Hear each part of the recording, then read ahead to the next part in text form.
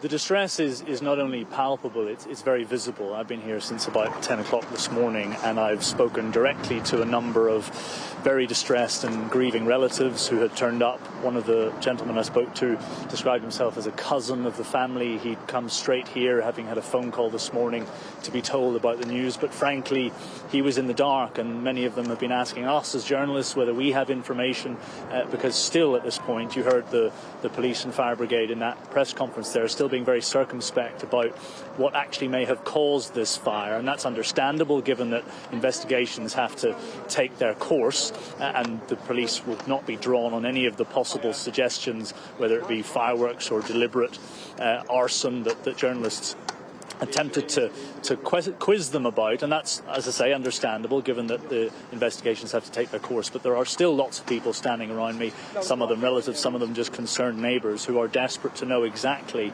how this tragedy could have unfolded in the middle of this quiet suburban neighbourhood. And we have the worst news confirmed there by the police and fire brigade that 5 people have died, understood to be members of the same family, and 3 of them children. And my understanding is that some of them were quite young children.